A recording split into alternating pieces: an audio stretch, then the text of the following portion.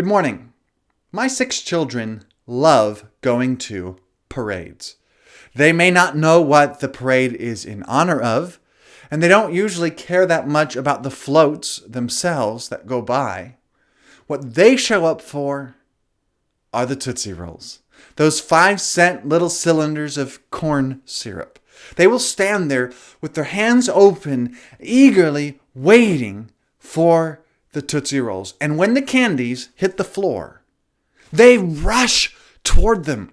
If there are kids next to them in another family, and those kids get to the candy first, you can see their countenance fall and their arms fold. They're upset.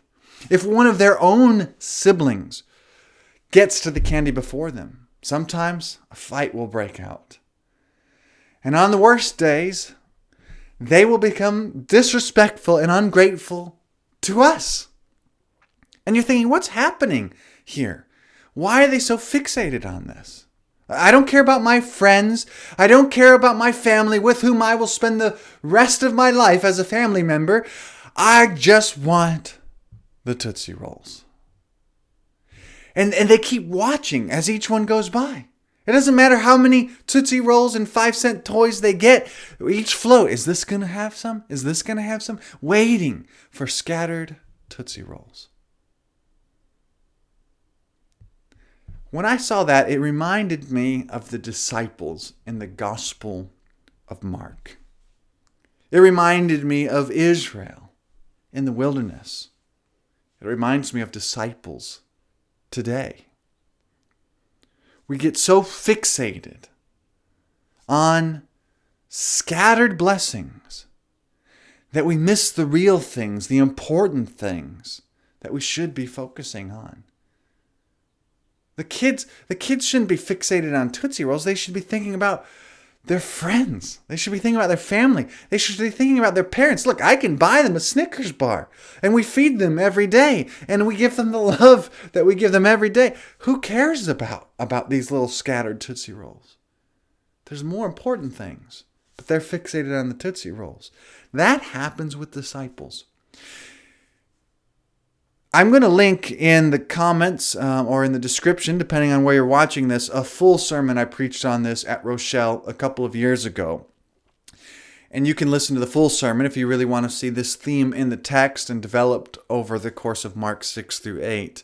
But here I want to do a much simpler version of this and just talk about one main feature of this passage. Jesus tells the disciples something remarkable. We're told 4 times that the disciples are in a desolate place. The disciples are in a desolate place. This whole feeding of the 5,000 plus is in a desolate place. There are a bunch of things in this passage that remind us of Israel when they were in the desert, when they were in the wilderness, and how difficult it would be to be with a crowd of thousands and thousands of people. How difficult it would be to be Israel in the wilderness, wondering, how are people going to eat? How are people going to eat? When you're in the wilderness, when you're in a desolate place with thousands of hungry mouths to feed, it's difficult to think lofty theological thoughts. It's difficult to step back and look at the big picture. You're just trying to survive. You're just trying to get through the day. And so it is with us.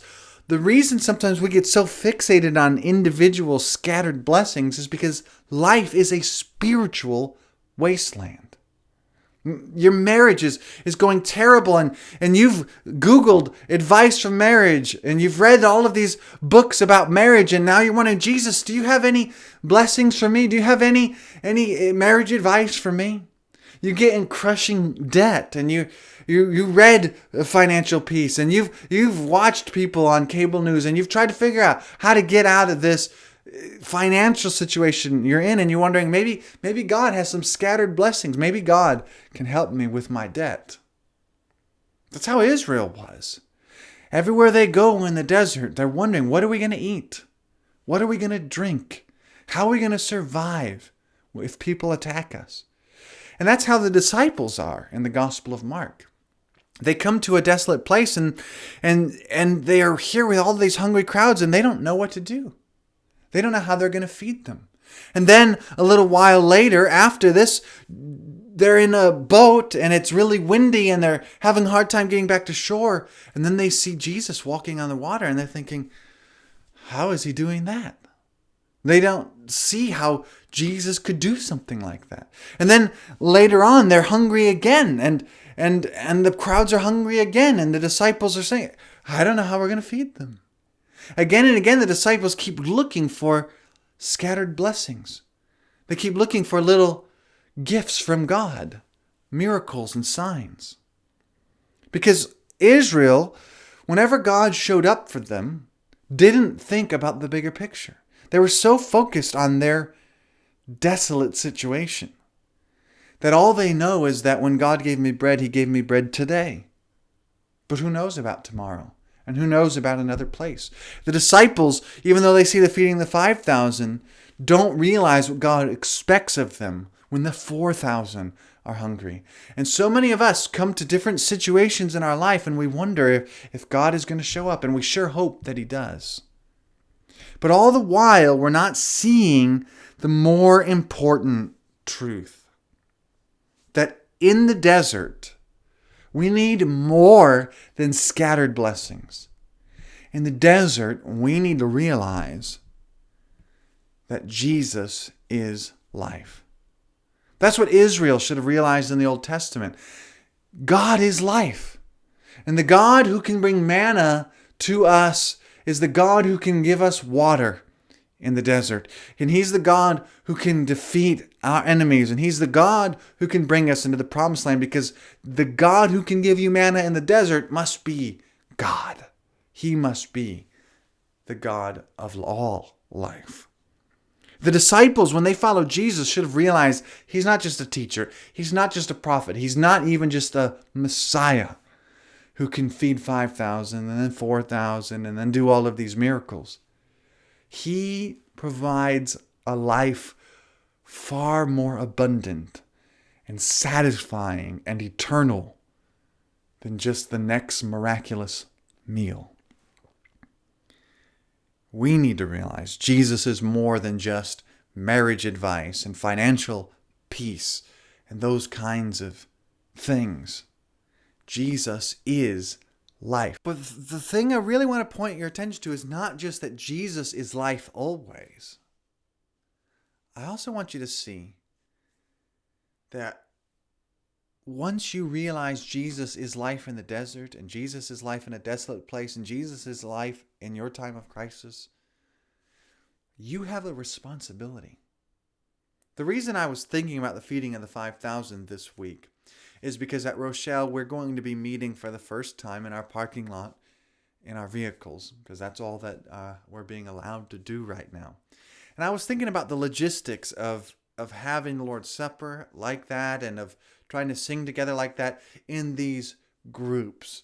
And I was thinking about how a challenge, that's going to be a challenge to do for us to be really together and to hear each other and share the moment like that. But then I started thinking about the feeding of the 5,000, and really it's way more than 5,000 people. And of course, these people are spread out, but they're all viewed as being together in a great messianic feast. This is the King's feast. They're all together, even though it's a huge crowd. And Mark tells us not only are they spread out by the fact that there's thousands and thousands of them, and the person over here and this person over here are pretty far apart and can't hear each other and can't see each other, but they're part of the same feast. Mark also tells us that they're grouped. They're grouped by 50 and 100. And that reminds us of Israel, and that's part of the point. But there's this another key thing, and this is really what I want to emphasize here. If you stop looking for scattered blessings and you start realizing that what you have is Jesus, and that he is life, and that he gives his own body to save us and to give us eternal life. If you see that, you have an important responsibility. Here's what I want to draw your attention to. John chapter 6, verse 35. By this time it was late in the day, so his disciples came to him. "This is a desolate place," they said, "and it's already very late. Send the people away so that they can go to the surrounding countryside and villages and buy themselves something to eat." But Jesus answered, "You give them something to eat." Do you remember this? For those of you who know the story of the feeding of the 5,000, do you remember Jesus telling the disciples, "You feed them"? And every story after this, basically, we're going to keep seeing Jesus remind the disciples about this feeding of the 5,000. Because he wants them to understand something. Why does Jesus tell the disciples, "You feed them"? How are the disciples supposed to answer? Here's what they do say. They say, "That would take more than half a year's wages. Are we to go and spend that much on bread and give it to them to eat?" And you might think, well, they shouldn't have said that. But what should they have said? How are you going to feed the 5,000? Jen and I struggle sometimes to figure out how to feed the 6 children that we have. What are we going to do tonight? I guess we'll get some Casey's. Well, you can't order Casey's for over 5,000 people. So what are you going to do? Why did Jesus tell them this? How could the disciples feed the crowds? And that's the thing that Jesus is really wanting to teach them. If they knew that Jesus was more than someone who can feed 5,000 here and feed 4,000 there, and if we press him, he might do some other really neat tricks. Jesus is more than scattered blessings. Jesus is life. And if they would realize that, and they would take that life into their own hearts and believe in that life, then they could share that life with others. They could feed others with true bread. They could give people Jesus and point people to Jesus and share the love and life and grace of Jesus with others. And that's really what Jesus was wanting them to do. The feeding of the 5,000 and the feeding of the 4,000 and the manna throughout the wilderness wanderings and all of God's scattered blessings, they're meant to do more than just make us think, I think God might show up with a blessing today. They're meant to make us realize that God is life and to so embrace the life that Jesus is that we share that life with others. And that's, I think, part of why God divides them in groups of 50 and 100 and doesn't just miraculously bring down this bread and give it to each person. God wants us to share life with each other. And the life that flows from Jesus goes through the disciples to these groups of 50 and 100 and to feed the 5,000 in this way.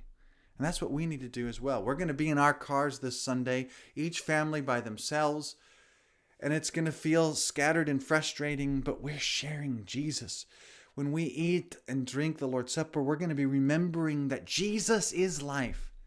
And each of us need to be sharing that with our family, sharing that with the people in our car, sharing that with our friends and neighbors. We need to be taking this life that we read about in the scriptures that I will be reading, and we need to take that and give it to others. Here's the point of all that I'm saying. We need to stop sitting back waiting for scattered blessings. We need to see in the scattered blessings that God is life. Jesus is life forever. And so, seeing that, we need to not wait for scattered blessings. We need to become the scattered blessings. We need to be the ones who take the life of Jesus.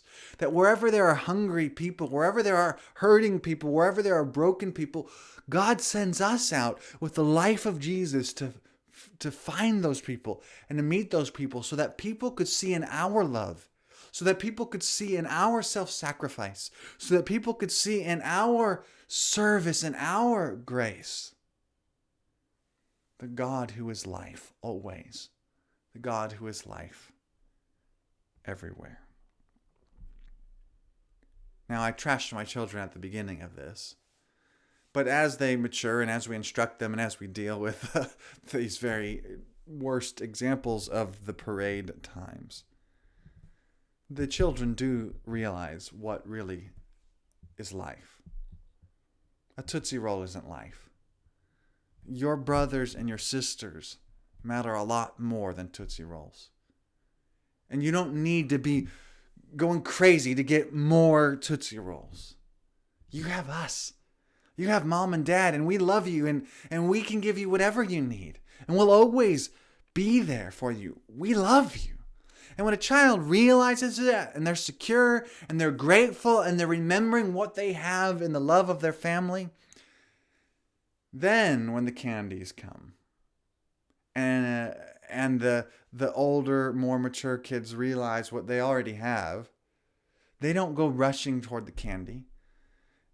Or if they see candy, they will get it. And if they see a little kid in the back that's alone, a little kid that's crying, a little kid that's sad, a little kid that can't get there fast enough, they go and share that candy. They go and share with others because they don't need the Tootsie Roll. They have a family. They have love. They have joy. They have security. So they can go and take and share that security, that love, that feeling of being part of a family and that joy. And they can share that with someone they don't even know. And that's what we are to do as well. Not standing back waiting for our scattered blessings. Seeing the God of life who gives all good things. We go and we share his life with others. So when you think of the feeding of the 5,000 and the miracle, I don't want you to just think about the miracle that God can do for you. I don't want you to just think about the blessings that might come your way in a time of trouble. I want you to think about Jesus looking you, his disciple, in the eye and saying, you feed them. You feed them. God bless.